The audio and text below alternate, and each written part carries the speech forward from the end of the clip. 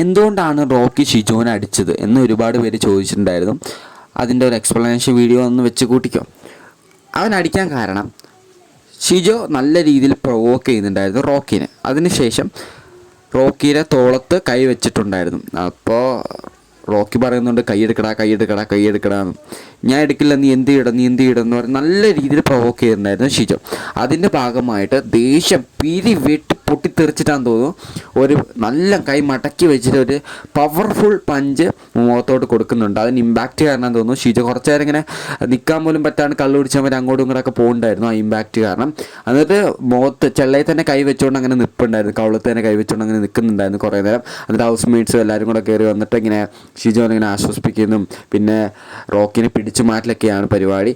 എന്നിട്ട് റോക്കി പറയുന്നുണ്ട്, ഞാൻ ഫിസിക്കൽ അസോൾട്ട് ചെയ്തു, അതുകൊണ്ട് ഞാൻ ബിഗ് ബോസ് വീട്ടിൽ നിന്ന് ഇപ്പോൾ പോകാൻ ഞാൻ തയ്യാറാണ് എന്നൊക്കെ പറയുന്നുണ്ട്. അത് മാത്രമല്ലാണ്ട് നമുക്ക് ഈ പ്രമോയിൽ കാണിക്കുന്നതിൽ ഇങ്ങനെ അടിക്കുന്ന രംഗമുണ്ട്, പക്ഷെ അത് മുഖത്ത് തട്ടുന്നതായിട്ട് എത്ര നോക്കിയിട്ടും കാണാൻ സാധിക്കുന്നില്ല. പിന്നെ ഈ കുറേ പേര് ചോദിക്കുന്നത് പ്രാങ്കാണോ എന്ന്. പ്രാങ്കായിട്ട് ഇതുവരെ എന്ത് ചാൻസും കാണുന്നില്ല. ഒരുപാട് തിരിച്ചും മറിച്ചൊക്കെ നോക്കിയിട്ടും സീരിയസ് ആയിട്ടുള്ള ഒരു സിറ്റുവേഷൻ ആയിട്ടാണ് തോന്നുന്നത്.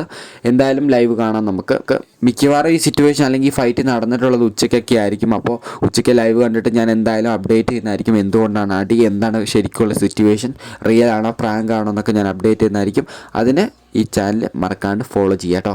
അപ്പോൾ ബൈ, സീ നെക്സ്റ്റ് വീഡിയോ.